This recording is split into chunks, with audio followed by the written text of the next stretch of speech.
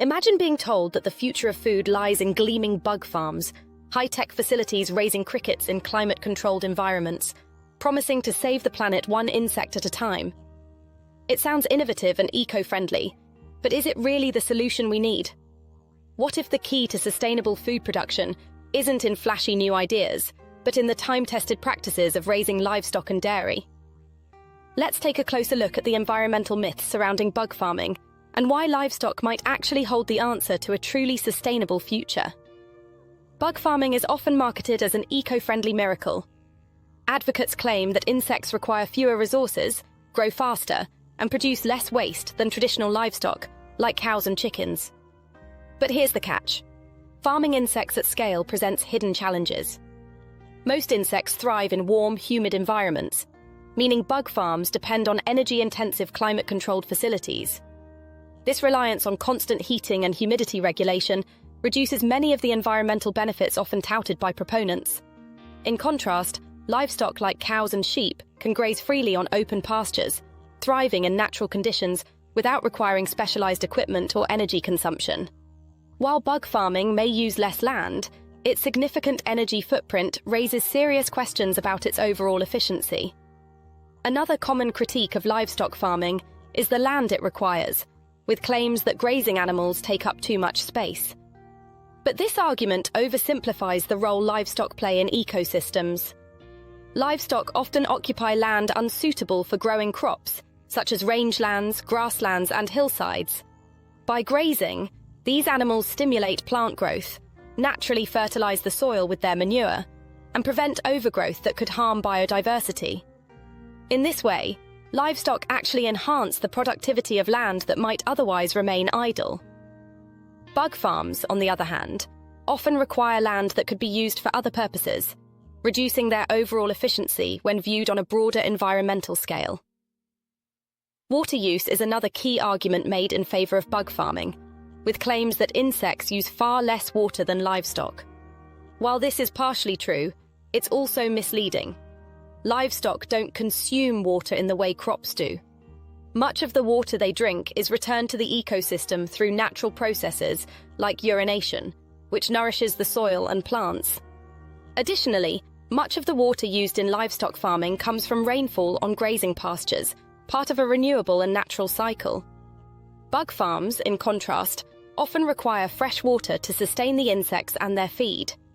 And because these farms rely on climate-controlled environments, they frequently use energy-intensive water systems.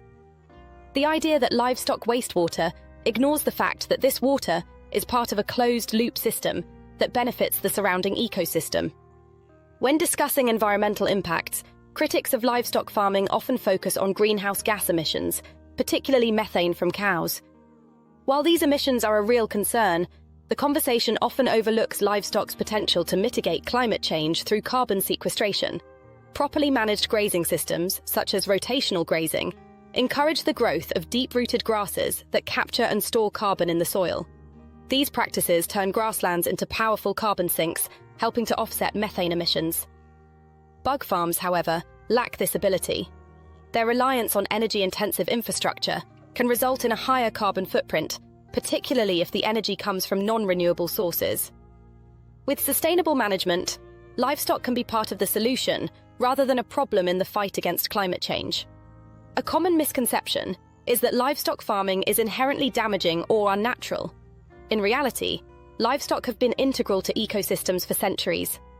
Grazing animals maintain biodiversity, fertilize the soil, and support healthy grasslands. Their role in the natural cycle is essential for many ecosystems to thrive. Bug farming, in contrast, is an entirely artificial system. Insects are raised in controlled environments, fed specialized diets, and harvested under conditions that don't resemble anything found in nature. While livestock farming aligns with ecological principles, bug farming requires creating new systems that demand significant energy and resources to function at scale. The path to a sustainable future isn't in abandoning livestock for bugs, it's in improving how we raise livestock. Practices like rotational grazing, regenerative agriculture, and integrating livestock with crop production are transforming traditional farming into something more sustainable. Chickens lay eggs, cows produce milk, and grazing animals maintain landscapes, while thriving in environments unsuitable for crops. These practices reduce erosion, enhance biodiversity, and produce nutritious food without the pitfalls of artificial systems. By investing in sustainable livestock farming, we can create a food system that works in harmony with nature, avoiding the energy-intensive demands of bug farming. The idea that bug farming is inherently more sustainable than livestock farming doesn't hold up under scrutiny. Livestock, when managed properly, are deeply integrated into their ecosystems, promoting biodiversity, improving soil health, and even helping to sequester carbon. Bug farms, on the other hand, rely on artificial conditions, energy-intensive systems, and specialized inputs that undermine their environmental claims. Instead of looking to bugs as the future of food, we should focus on making livestock farming even more efficient and sustainable. Next time someone tells you that bugs are the future of food, remember this. The most sustainable solution might just be the cows grazing in a pasture, the chickens laying eggs in a coop, or the dairy cows producing milk on a family farm. Livestock have been a part of the planet's ecosystems for thousands of years, and with thoughtful, sustainable practices, they can continue to provide for humanity in a way that works with nature, not against it.